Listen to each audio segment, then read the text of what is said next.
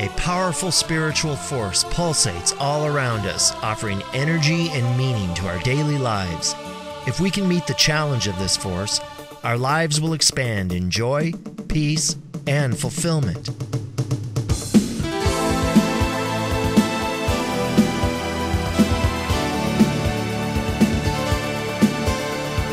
The Redondo Beach Center for Spiritual Living and the Ministry of Dr. Moira Fox presents Living Ideas. The power of new thought based on the dynamic principles of science of mind as taught by Dr. Moira Fox. These programs are presented in order that we encompass the mastery of well-directed faith based on the inner conviction that we are surrounded by an intelligent law which does unto each of us as we believe. So here we are in this great good day, and the anticipation builds. Do you feel the building anticipation? Even if you don't know what you're anticipating, do you feel the build in anticipation? Because I certainly do. And so we're moving this week into, Hanukkah, and then into Christmas, and then into Kwanzaa. And we're still, of course, in that preparatory zone of Advent where we're reflecting and contemplating and endeavoring to be as conscious as we possibly can. So it's a very good time as seasons end and seasons begin. It's a very good time to look at beginnings and endings and understand that every ending indeed is simply a new beginning. And it's not something we contemplate very much in our lives at all, except in major situations.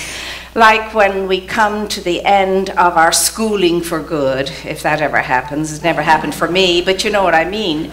Or if we come to the end of an important relationship, or if we come to the end of a work that we've been used to, if we come to maybe retirement, whatever that is, I don't know anything about it. And then when we come to the end of a relationship as somebody makes their transition and goes forward into their new life and their new awareness and their expanded awareness of themselves, these are times when indeed we do contemplate endings and beginnings and we wonder what it's all about. But nevertheless, every day of our lives we're going through a whole series of endings and beginnings, but we don't really contemplate that. When I finish doing the dishes, I'm not saying, oh, I've come to the end of something, and now I'm about to begin something new.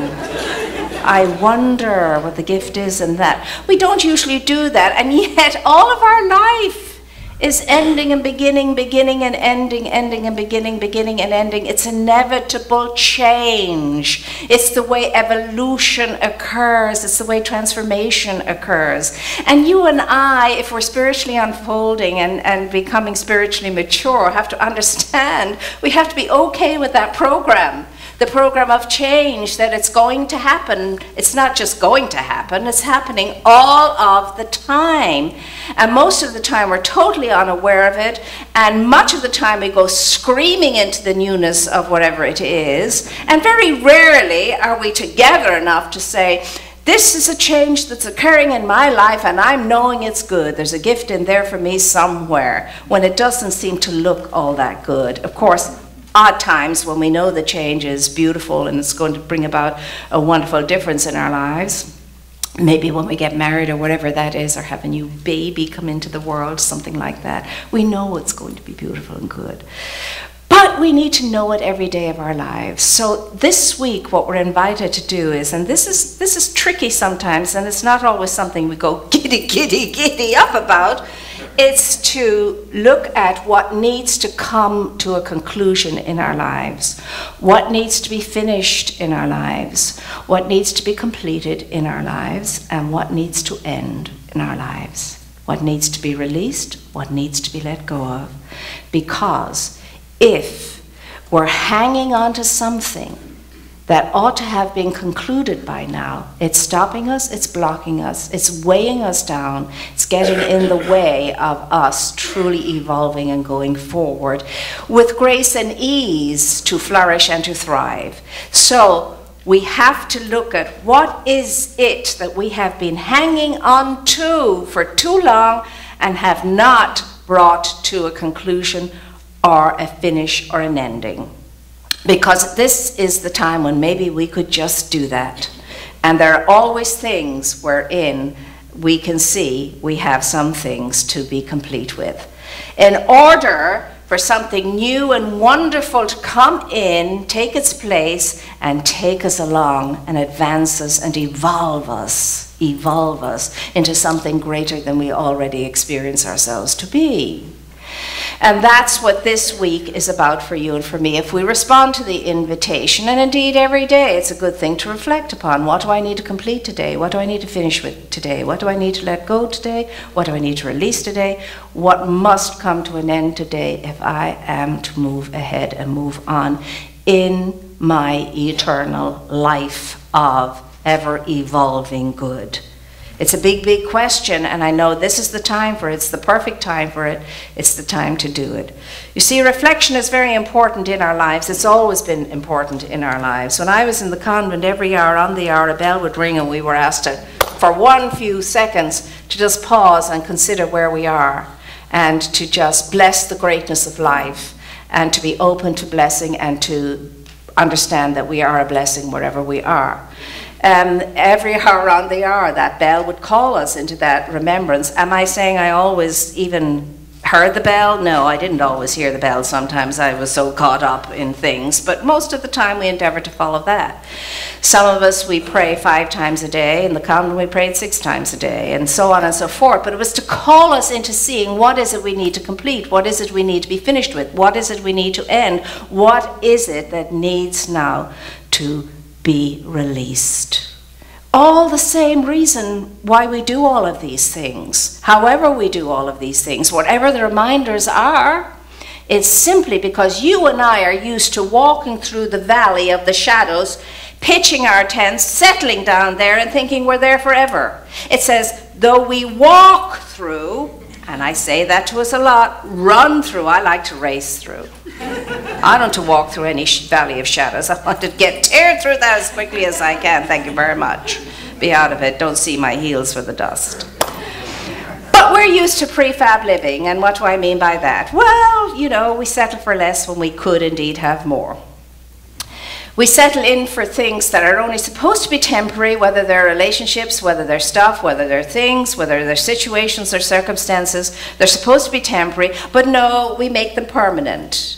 A prefab of its nature is a temporary abode. Temporary, that's all. It's supposed to be a stepping stone, something that's going to tide you over into something better, bigger, greater, more grand, more good. But we're used to prefab living. We take on our prefabs and we dress them up like castles and we think, here I am. It's not bad at all, it's good. It's okay. It's familiar, it's okay. Not the way we're supposed to be, not the way we're made to be, that's not what's in our spiritual DNA. We're always supposed to be moving forward, advancing, deepening and heightening and widening our experience of a great good life. A great good life. Not because of our own ego selves, but because of something greater than that, that indwells us. That indwells us. And what is it that indwells us? And honestly, sometimes when you go to the great scriptures of the world, and I mean all the scriptures of the world, not just any one particular one, they all speak to the same one truth. All of them speak to the same one truth in their own way. From their own experience of culture and background, they speak to the one great truth. Sometimes when I pick up a reading and I take to it my metaphysical understanding and awareness beyond the human understanding and awareness, and I read something and it really lights me up because I really get it, it's a beautiful thing. So when I went to recently 1 Corinthians, it's chapter 3 and I think it's verse 16, where Paul reminds us that the divine spirit enters into you and makes its home within you. The divine spirit enters into you and makes its home within you. Or in other scriptural words, you are the temple of the Most High. You are the indwelling place of the Almighty. That's what you are. I can tell you this much. In order for that to be deeply aware within you, many things must come to an end. We must finish with very many things and complete with very many things and let go of very many things for us to truly get the awareness of that. That the divine spirit of life itself, all of life, the goodness, the greatness, the power, the potency, the presence of life itself is indwelling me. Well, for that to happen then, I must know who I am. And in order to know who I am, I must let go of who I thought I was. Finish with that. Let go of who I thought. I love the bumper sticker that says, and that one too. I like that one too. I couldn't repeat that one though in church. When I read it, I nearly went into a lamppost. I laughed so much, and I couldn't believe it was on somebody's car. But anyway, back on track. The sticker that says, never believe what you think. I love that. Never believe what you think. Most of what we think is rubbish. Most of what we think is not true. Most of what we think, the stories that we've allowed ourselves to think about ourselves or allowed others to imprint upon us and so on about who we are and what we are. Who and are and what we are is the temple of the Most High, the sacred dwelling place of the divine spirit of life itself, the home of spirit. That's the truth of our being, however you wish to see it, in whatever terms you wish to cloak that, whatever language you wish to use, secular or spiritual or whatever that means to you in your own words. It means that I am greater than I think I am, far more great than my mistakes and my faults and my failings, far more great than my accomplishments and my achievements. These are all no things compared to the truth of my being. So when I do reflect upon myself and I go within and I look within, because if we are to spiritually mature, we have to reflect, go within, and be at home within the temple of our own hearts, or else nothing's going to happen. And that's why I love when Jung said, those of us who reflect on that which is without will dream. Those of us who will reflect on that which is within will awaken. And so the heart is the home of us. And when we go there to reflect and to think and to live and move and have our being, we realize that we are here for one thing and one thing alone. The seminal thing that we are here for is to realize indeed that the only purpose for being is to do what the saints and the sages would call tasting the sweetness of the sacred, or experiencing the divine aspect of our being. Again, however you wish to describe that. But that's the only reason for our being, to experience ourselves as more than simply human, but also as divine. And indeed, I would say that my seminal reason for being is certainly to taste the sweetness of the sacred.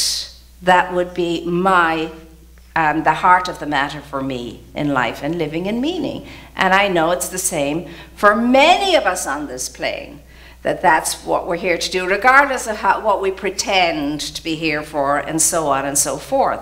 We are here to find ourselves, to return to what we already have. I love the Eastern Sufi poet Rumi, and he says, "You wander all around. You are looking for the great diamond necklace. It is around your neck already." And, words of poets are very simple and straightforward to those of us who have eyes to see and ears to hear. And so isn't that the truth? We're looking for everything out there to make us feel good and so on, when the only thing that can make us feel good and so on is to wise up to ourselves, come home to ourselves, and realize that everything I need is already right where I am. And that all of the answers I'm looking for are right here within me. And there are no better answers than those that I can receive from within myself when I return to the home of my heart. And so what is it all about then? In bringing things to their completion, in letting go of what needs to be let go of, in ending what needs to be ended because it ended a long time ago. I just haven't woken up to it. And what is it that is required for me to move into a new and wonderful experience? What is that? And I'll tell you what the secret of that is. It's to be present here and now, and to understand the potency and the power of here and now, or what I was brought up to believe as being the sacrament of the present moment. And to understand that once I come to presence, once I come to now, once I am conscious of being here, that is the portal of all of my good, because I'm only present to the opportunity of the now moment, unweighed down by the weighty past, and unburdened by the burdensome future. I am right here, I am right now, on track, on purpose, in meaning. And when I'm present to that and move into the portal of the now, any great good thing can happen. I can end anything, I can open up to anything wonderful, because in the now is when I can change a thought. I can change a feeling. I can choose a new and a different way of being. Only now. I cannot do it yesterday, it's gone. I cannot do it tomorrow, it hasn't come. I don't even know if it will come. Now is the ripeness of time. And there is no right or wrong moment for this. There is only the ripeness of time. We've got to be able to let go even when it looks like letting go of something good. And I more than most know that. When I left the convent, I was heartbroken. When I left the convent, I was lost for a certain length of time. I was in the wilderness. I was having the dark night of the soul and all the rest of it and so on. In aces and spades and on steroids, whatever you want to call it. It was a very disconsolate state in my life, because I thought I was leaving something better for something less than. I was ending something that I thought was the purpose of my life since I was 4 years of age. And I had to leave that because I was drawn to lead that, even though everybody said, don't go, this is not right, and so on. And that's how I got to be out on leave of absence. I am still AOL from the convent. I just never went back. They said, oh, well, go and do what you have to do, Sister Miriam, but come back to us. And you can take up where you left off. And I really and truly was heartbroken, I have to say, at that time. And so little did I know then that if I didn't do that then, how could I be here now? How could I be here now? Little did I know that I was leaving something that was very insular and very confined to one thing, so that I could come out and experience much more than one thing, and I could be more expansive in my awareness of life and living by honoring the one in many things, you see. And so that's how it is for us, and we stay longer than we should in places and spaces and circumstances and situations and relationships, when we need to be able to bless them for what they have been, the prefab in our lives, never meant to be permanent, but a prefabrication, and then bless them and move on. So that's what the invitation is this week, looking at all of that and seeing, what is it that's stopping me? What is it that is blocking me? Could it be something that I will not end? Could it be something that I will not end that needs to be ended because it already is ended? It's already over. So that I can open myself up to something new and something wonderful and something beautiful. You know, I often think of that rich young man, the story in the scriptures where the rich young man, a very good, clean, living, rich young man, comes to the master lover Jesus and says to Jesus, what is it, Master, that I have to do in order to gain eternal life? What more can I do? And Jesus, without hesitation, looks at the rich young man and says, sell all that you have Sell all that you have and give it away. And then come follow me. And then we are told that the rich young man turned away sorrowing. Turned away sorrowing. That's not just about one young man 2,000 years ago in a strange land far away from our experiences. It's about the Christ awareness in you and me every day calling us when we ask that question, and people come and ask me that question all the time, what is it that I should do in order to grow and advance more spiritually, Reverend Moira, Dr. Moira? What is it that I have to do? And when the suggestions are given, they turn away and go away, and they don't do it anyway. When the suggestions are given prayerfully and thoughtfully with a whole lot of soul searching and so on. We all do this. We've all done this, and we're still doing it. I know that's good for me, but I'm not going to do it. And yet we'll buy all the latest diet books and magazines and so on, and especially at this time of year, lose 10 pounds in 3 weeks, how to lose the flab in 4 weeks, how to do this. Looks great, Dr. Oz is saying it, so it has to be good because Dr. Oz is the medical god of it all. And so if he says it, it can be done. We buy the book, we look at the book, we read the book, and then we put the book away and we turn away from it and we go our own way.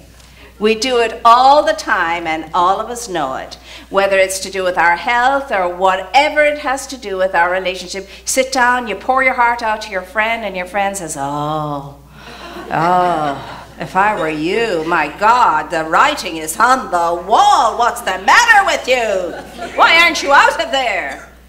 And then we say, oh yeah, we sap up all that sympathy, and then we turn away from it and go away. That's how we are as human beings. We're addicted to that kind of stimulus and response like Pavlov's dog, because it's all gone on without reflection, without coming home to ourselves, the heart of ourselves. In every religion, the heart is considered to be the most sacred thing, the most sacred thing. One of my teachers, Baba Muktananda, used to tell the story from one of the beautiful stories from the Upanishads, or the great wisdom of the East, and he would say, and quote the poem, oh man, you can break a temple, you can break a cathedral, you can break a mosque, you can break any sacred place, but never, ever, ever break the human heart,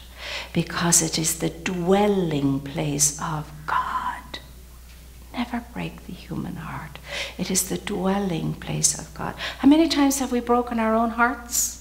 How many times have we contributed to the breaking of someone else's heart? Not ever understanding or knowing what we're doing because we're unreflected. We're unconscious. We don't contemplate. We don't give our time out to be quiet, to shut up and listen. That's what be still and know that I am God is. The vernacular is, shut up and listen to something greater than yourself. That would be the vernacular's translation of that. And we need to be reflective if we're going to make changes in the world, because we don't know ourselves. How could we know that we're the temple of the Most High? When we look outside of ourselves, what do we see? Still sorrow and sadness and pain and fear and anxiety and bias and prejudice and all of those things that we would not be seeing if we knew who we were. If we honored and recognized the truth of ourselves, the moreness of ourselves, the greatness of ourselves, the bigness of ourselves, the light of ourselves, the life of ourselves, the love of ourselves, the truth in ourselves, the world would be different. Why? Because the world in here would be different. And because the world in here would change and become itself. That necklace would be glowing, and we would wear it with great reverence and great respect and honor, and receive it likewise in others too. Everything would change. We would bring to an end and complete and finish all of the nonsense and move into the truth and how sweet the tasting of that sacred experience would be. This is the week for this kind of pondering, this kind of reflection. Are you willing to engage? Yes. Are you willing to invest sufficiently in yourself to come home to yourself and taste the sweetness of the sacred realization that God dwells in you as you? Yes. And so it is.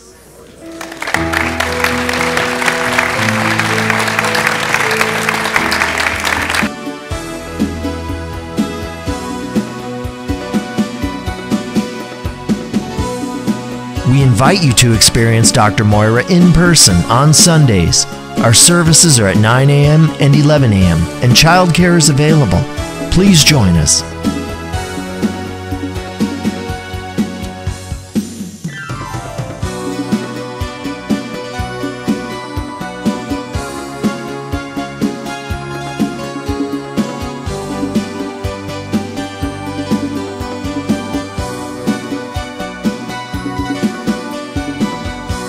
If you enjoy these messages and would like to make a donation to our center, please visit our website at redondocsl.org. Thank you for your support of this ministry.